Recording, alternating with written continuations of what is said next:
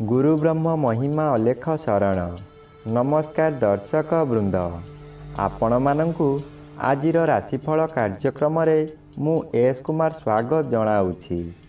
प्रतिदिन निजर राशिफल जानिबा पाई गुरुकृपा यूट्यूब चैनल को सब्सक्राइब करंतु और पाखरे थिबा बेल आइकन को प्रेस करी ऑल नोटिफिकेशन ऑन करी दियंतु, जहा फଳରେ आमे जेतेबेले वीडियो अपलोड करिवो प्रथमे आपण वीडियो देखि पारिबे। आमर यही वीडियो रे आपण संपूर्ण पंचांग सहित मेष ठारू मीन पर्यंत 12 गोटी राशिर राशिफल विषय रे जानि पारिबे। वीडियो को दयाकरी शेष पर्यंत देखंतु। वीडियोटी भल लागिथिले वीडियो को लाइक करंतु एवं आपणक प्रियजन पाखु शेयर करी जणांतु। एबे आसंतु जानिबा आज दिनर संपूर्ण पंचांग विषय। आज इंग्राजी 2026 मसीहा जुलाई मास 23 तारीख गुरुवार, दिल्ली शराब्दा सन 1433 साल, स्वाधीन भारताब्द 79 वर्ष, महिमाद 199 वर्ष, उत्कल गजपति श्री श्री गजपति दिव्यसिंहदेव महाराजांकर 69 अंक, सौरस्व श्रावण मास 7 दिन, चांद्रमते आषाढ़ शुक्ल पक्ष नवमी तिथि दिवा 8 घंटा 56 मिनिट पर्यंत, एहा परे दशमी तिथि। आजिर सूर्योदय विरजा क्षेत्र को 5 घंटा 16 मिनिट, कर्कट लग्न एकदंड 13 लिता गते उदय। आजिर सूर्यास्त विरजा क्षेत्र को 6 घंटा 25 मिनिट, मकर लग्न 0 दंड 56 लिता गते अस्त। आज तुला चंद्र रात्रि 9 घंटा 8 मिनिट पर्यंत, एहा परे बिछा चंद्र, विशाखा नक्षत्र शेष रात्रि 3 घंटा 39 मिनिट पर्यंत। आज जन्मित शिशुर तुला राशि वैश्यवर्ण दानवगण रात्रि 9 घंटा 8 मिनिट गते बिछा राशि विप्रवर्ण दानवगण एवं शेष रात्रि 3 घंटा 39 मिनिट गते देवगण। आज मृत व्यक्तिर शेष रात्रि 3 घंटा 39 मिनिट मध्ये एक पाद पुष्कर दोष, निषिद्ध खाद्य। आज दिवा 8 घंटा 56 मिनिट मध्ये लाउ भोजन निषेध अटे, एहा परे कलम भोजन निषेध अटे। आजिर अमृत योग रात्रि 1 घंटा 13 मिनिट गते शेष रात्रि 3 घंटा 29 मिनिट मध्ये। आजिर महेंद्र योग प्रातरु प्रातः 6 घंटा 6 मिनिट मध्ये एवं दिवा 10 घंटा 30 मिनिट गते 12 घंटा 56 मिनिट मध्ये। आजिर काल बेला एवं 12 बेला अपराह्न 3 घंटा 19 मिनिट गते 6 घंटा 25 मिनिट मध्ये। आजिर काल रात्रि रात्रि 11 घंटा 13 मिनिट गते 1 घंटा 36 मिनिट मध्ये। आजिर राहु काल मध्याह्न 1 घंटा 30 मिनिट ठारू अपराह्न 3 घंटा मध्य। आजिर घात चंद्र नाही, घात नक्षत्र नाही। दिवा 8 घंटा 56 मिनिट मध्ये सिंह राशिर घात तिथि, एहा परे बिछा राशिर घात तिथि। तुला राशि और कुंभ राशिर घात बार। प्रिय बंधुगण, एबे आसंतु जानिबा मेष ठारू मीन पर्यंत 12 गोटी राशिर राशिफल विषय रे। राशि चक्रर प्रथम राशि मेष राशि। आज मेष राशि जन्मित व्यक्ति मानक सकाशे चतुर्थ रवि बाधा प्राप्त अछंती और सप्तम स्थान रे चंद्र गोचर करुछंती। शुभ फल मान मिलिबो। आज आपणक परिवार मध्यरे हस खुशीर उत्तम वातावरण आसीबो। एही समय रे आपणक जन्मस्थान ठारू दूररु खुशी खबर मिलिबो। आय वृद्धि हेबो। स्वामी किंबा स्त्री जणे अन्य जणकु निबिड़ भावरे भल पाइबे। आपण जहा व्यवसाय करुछंती तहिरे आशा ठारू अधिक आय हेबो। एबे आसंतु जानिबा राशि चक्रर द्वितीय राशि वृष राशि विषय रे। आज वृष राशि जन्मित व्यक्ति मानक सकाशे षष्ठ स्थान रे चंद्र गोचर करुछंती।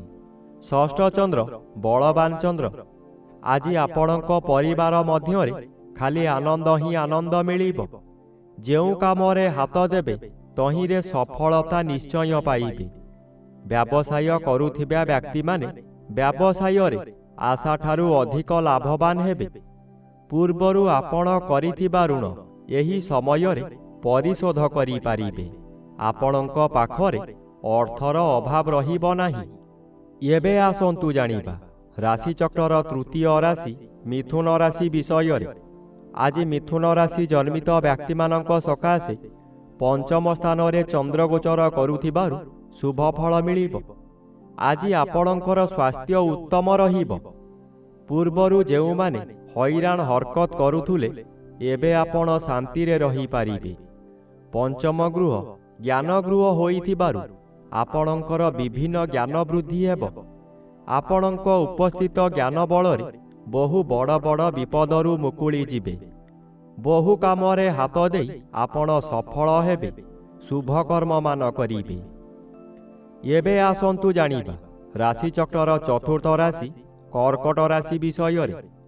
ଆଜି କର୍କଟ ରାଶି ଜନ୍ମିତ ବ୍ୟକ୍ତିମାନଙ୍କ ସକାଶେ ଚତୁର୍ଥ ସ୍ଥାନରେ ଚନ୍ଦ୍ରଗୋଚର କରୁଥିବାରୁ ଅଶୁଭ ଫଳ ମିଳିବ। ଆଜି ଆପଣ କାହାରି ପ୍ରରୋଚନାରେ ପଡ଼ି ବହୁତ ସ୍ଥାନକୁ ଭ୍ରମଣ କରିବାକୁ ଯିବେ। ଆପଣଙ୍କର ସଞ୍ଚିତ ଧନମାନ ଅଯଥାରେ ଖର୍ଚ୍ଚ କରିବେ। ଚତୁର୍ଥ ଗୃହ ବିଦ୍ୟାଗୃହ ଓ ମାତୃଗୃହ ହୋଇଥିବାରୁ ବିଦ୍ୟାର୍ଥୀମାନେ ବିଦ୍ୟା ପଠନରେ ଦୁର୍ବଳ ରହିବେ। ମାତାଙ୍କର ଶରୀର ଅସୁସ୍ଥ ରହିବ। ଥଣ୍ଡା କାଶ ଆଦି ଲାଗି ରହିବ। ଆପଣଙ୍କର ଦୁଃଖ ପରେ ଦୁଃଖ ମାଡ଼ି ଆସିବ। ଏବେ ଆସନ୍ତୁ ଜାଣିବା ରାଶିଚକ୍ରର ପଞ୍ଚମ ରାଶି ସିଂହ ରାଶି ବିଷୟରେ। ଆଜି ସିଂହ ରାଶି ଜନ୍ମିତ ବ୍ୟକ୍ତିମାନଙ୍କ ସକାଶେ ତୃତୀୟ ସ୍ଥାନରେ ଚନ୍ଦ୍ରଗୋଚର କରୁଛନ୍ତି। ତୃତୀୟ ଚନ୍ଦ୍ର ବଳବାନ ଚନ୍ଦ୍ର। ଆଜି ଆପଣଙ୍କ ସ୍ୱାସ୍ଥ୍ୟରେ ଉନ୍ନତି ଘଟିବ। ପୂର୍ବରୁ ଥିବା ରୋଗମାନ ଅପସରି ଯିବ। ଶରୀରର ତେଜ ବୃଦ୍ଧି ହେବ। ଯେଉଁ କାର୍ଯ୍ୟ କରିବାକୁ ଚାହିଁବେ ତହିଁରେ ସଫଳତା ଲାଭ କରିବେ। ଆଜି ହଠାତ୍ ଆପଣଙ୍କର କୌଣସିଠାରୁ ଶୁଭ ଖବର ପାଇ ମନର ବଳ ବୃଦ୍ଧି ହେବ। ବ୍ୟବସାୟରେ ଅଧିକ ଲାଭବାନ ହେବେ। ଧନ ସଞ୍ଚୟ କରିବାର ଦିନଟିଏ। ଏବେ ଆସନ୍ତୁ ଜାଣିବା ରାଶିଚକ୍ରର ଷଷ୍ଠ ରାଶି କନ୍ୟା ରାଶି ବିଷୟରେ। ଆଜି କନ୍ୟା ରାଶି ଜନ୍ମିତ ବ୍ୟକ୍ତିମାନଙ୍କ ସକାଶେ ଦ୍ୱିତୀୟ ସ୍ଥାନରେ ଚନ୍ଦ୍ରଗୋଚର କରୁଛନ୍ତି।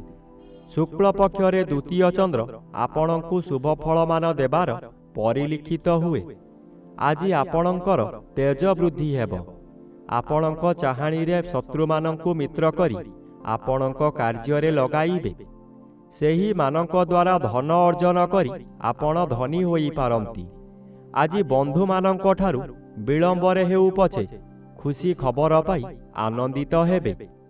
ଏବେ ଆସନ୍ତୁ ଜାଣିବା ରାଶିଚକ୍ରର ସପ୍ତମ ରାଶି ତୁଳା ରାଶି ବିଷୟରେ। ଆଜି ତୁଳା ରାଶି ଜନ୍ମିତ ବ୍ୟକ୍ତିମାନଙ୍କ ସକାଶେ ଶ୍ରୀଚନ୍ଦ୍ର ଗୋଚର କରୁଥିବାରୁ କେତେକାଂଶରେ ଶୁଭ ଫଳ ମିଳିବ। ଆଜି ଘରକୁ କୌଣସି ଅତିଥି ଆଗମନ କରିପାରନ୍ତି। ଗୃହରେ ଖାଇବା ଧୁମଧାମ ହେବ। ନୂତନ ବସ୍ତ୍ର ଆଭୂଷଣ ବ୍ୟବହାର କରିବେ।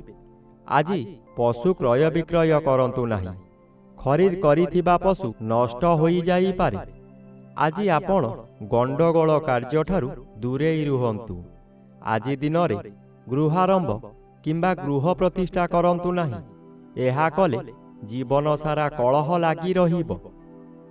ଏବେ ଆସନ୍ତୁ ଜାଣିବା ରାଶିଚକ୍ରର ଅଷ୍ଟମ ରାଶି ବିଛା ରାଶି ବିଷୟରେ।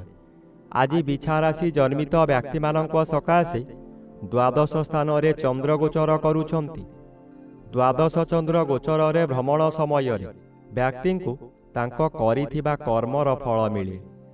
ଏହି ସମୟରେ ଆପଣଙ୍କର ବିଭିନ୍ନ ସମସ୍ୟାମାନ ମୁଣ୍ଡ ଟେକିବ। ଏହା ଆପଣଙ୍କର ଜୀବନର ଆୟକୁ ପ୍ରଭାବିତ କରିବ। ପରିବାର ବ୍ୟକ୍ତି ଓ ସହକର୍ମୀ ବ୍ୟକ୍ତିମାନେ ଆପଣଙ୍କର ଶତ୍ରୁ ସଦୃଶ୍ୟ ଲାଗିବେ। ସ୍ୱାମୀ ସ୍ତ୍ରୀଙ୍କ ମଧ୍ୟରେ ମାନ ମନାନ୍ତର ଘଟିବ।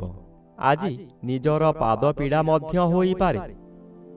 ଏବେ ଆସନ୍ତୁ ଜାଣିବା ରାଶିଚକ୍ରର ନବମ ରାଶି ଧନୁ ରାଶି ବିଷୟରେ। ଆଜି ଧନୁ ରାଶି ଜନ୍ମିତ ବ୍ୟକ୍ତିମାନଙ୍କ ସକାଶେ ଏକାଦଶ ସ୍ଥାନରେ ଚନ୍ଦ୍ରଗୋଚର କରୁଛନ୍ତି। ଏକାଦଶ ଚନ୍ଦ୍ର ବଳଶାଳୀ ଚନ୍ଦ୍ର, କିନ୍ତୁ ଅନ୍ୟ ଗ୍ରହ ଦ୍ୱାରା ବାଧା ପାଉଥିବାରୁ ଆଜି ପ୍ରତ୍ୟେକ କାର୍ଯ୍ୟରେ ବାଧା ଆସିବ ହିଁ ଆସିବ। ଆୟରେ ହଠାତ୍ କିଛି ସମସ୍ୟା ଦେଖାଦେବ। ଆପଣ ଯେତେ ଚେଷ୍ଟା କଲେ ମଧ୍ୟ ତାହା ଠିକ୍ ହୋଇପାରିବ ନାହିଁ। ଏହି ସମୟରେ ବନ୍ଧୁମାନେ ଆପଣଙ୍କର ବିରୁଦ୍ଧରେ ଯିବେ। କିଛି କ୍ଷତି କରିପାରିବେ ନାହିଁ ସତ, କିନ୍ତୁ ଏପରି ବାଧା ସୃଷ୍ଟି କରିବେ ଯାହାଦ୍ୱାରା ଆପଣ ବିଚଳିତ ହୋଇଯିବେ। ଏବେ ଆସନ୍ତୁ ଜାଣିବା ରାଶିଚକ୍ରର ଦଶମ ରାଶି ମକର ରାଶି ବିଷୟରେ। ଆଜି ମକର ରାଶି ଜନ୍ମିତ ବ୍ୟକ୍ତିମାନଙ୍କ ସକାଶେ ଦଶମ ସ୍ଥାନରେ ଚନ୍ଦ୍ର ଗୋଚର କରୁଛନ୍ତି। ଦଶମ ସ୍ଥାନ କର୍ମସ୍ଥାନ ହୋଇଥିବାରୁ ଆପଣ ନିଜ କର୍ମରେ ତତ୍ପର ହେବେ। ଯେଉଁ କର୍ମ କରିବାକୁ କେହି ସାହସ କରୁନଥିବେ ତାହା ଆପଣ କରି ଦେଖାଇଦେବେ। ଆପଣ ଅଧିକ ଶକ୍ତିଶାଳୀ ହୋଇ ଉଠିବେ। ମନରେ ସାହସ ବଢ଼ିଯିବ। ଗୁରୁଙ୍କର ଆଶୀର୍ବାଦ ମିଳିବ।